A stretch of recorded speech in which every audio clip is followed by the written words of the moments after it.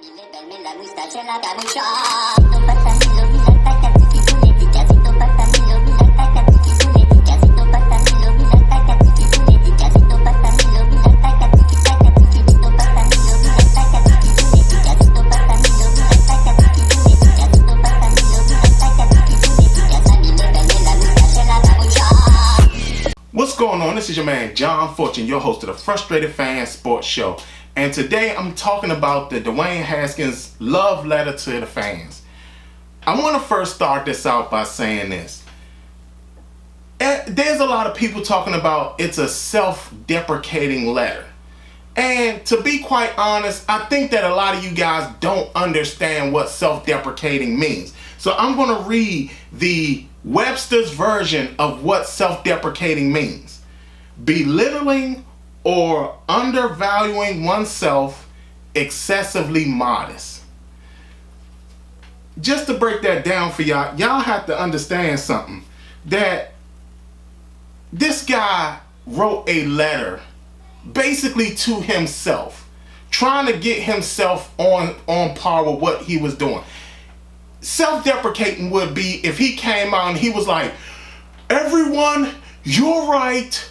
I played awful, and I promise you, I really promise you that I'm going to get better, and you're going to see, because if I don't get better, then I understand if the Redskins sit up there and draft another quarterback next year, because I've just been awful, and I hope to one day be as great as a quarterback as Alex Smith, or as great as a quarterback as Aaron Rodgers. I just hope that I can do that, because I don't want you guys to be mad at me because I throw an interception or I play awful or something like that. I am sorry. You are right. I suck at times and I stink at times, and I should not be the quarterback of the Washington Redskins. That, people, is self-deprecating.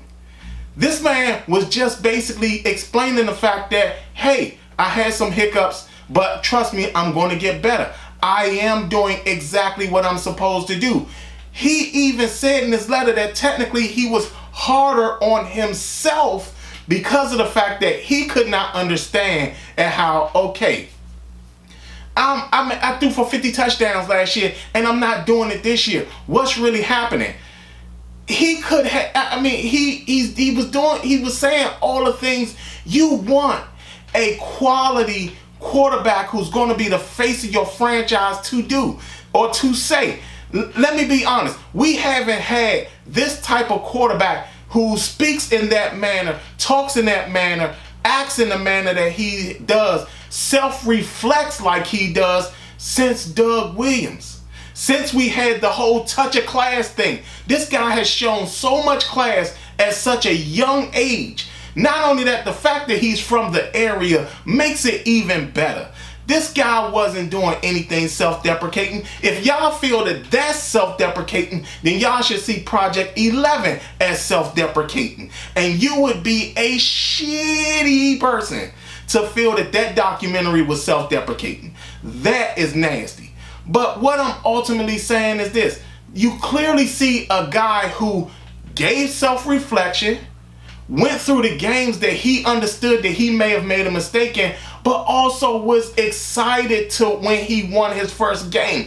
To understand this, most of the players we have on our current roster have come from winning programs. Not all of them, but most of them. You're talking about the guys from Alabama. They only know winning.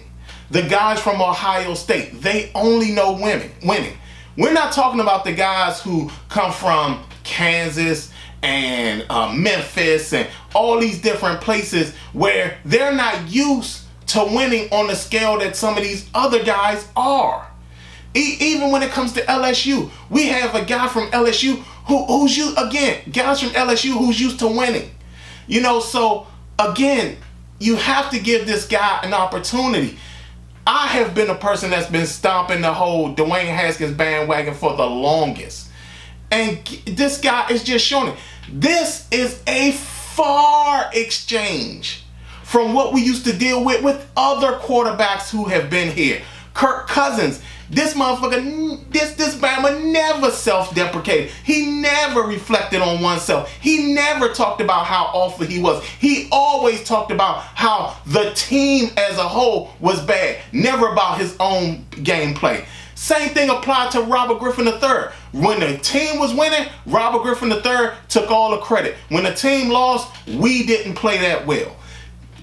Don't y'all feel that for once, it feels good to have a quarterback who reflects on himself and is trying to improve himself versus dealing with a guy who blames the team when he fails?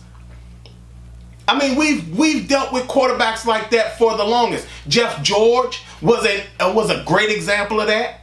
I mean, Jason Campbell, now he was self-deprecating. Jason Campbell was the most self-deprecating guy around. I mean, he always apologized. Always. And I mean, but that's what I'm saying, people. Like, the fact that we have gone, for once that we've got a guy who actually did a self-reflection and said, I didn't play well. This is how I felt when I was playing this game. This is what I was doing. I was overanalyzing and all that. Not to mention, he didn't even shit on Jay Gruden, even though he should have. Even though he should have crapped on Jay Gruden. He could have easily sat up there and said, you know what? Jay Gruden was an awful head coach. He was mean to me. He was an evil person and all. He didn't even do that. He had enough class to not even do that. Whereas we saw Aaron Rodgers crap on Mike McCartney as he was going out the door prior to him going out the door. And Aaron Rodgers is out there in Green Bay crapping and whining and all that right now in Green Bay because all the reports keep coming out talking about that. And this guy's considered one of the best quarterbacks in the league. You don't hear that from Russell Wilson, do you? You don't hear any of that from Russell Wilson. And for once, we got a quarterback that actually matches the class that we have wanted so long out of our quarterbacks. That we have wanted for so long out of our quarterbacks. So with that being said, let this man, this was a love letter to the fans. And for a fan of not only the Redskins, but also a fan of Dwayne Haskins, I greatly appreciated it. And for y'all that don't, man, y'all are just some evil, awful people. Because again, if you didn't see Project 11 as self-deprecating, then you should not see Dwayne Haskins' love letter to the fans and to himself as self-deprecating. This has been your man, John Fortune, and this has been the Frustrated Fan Sports Show.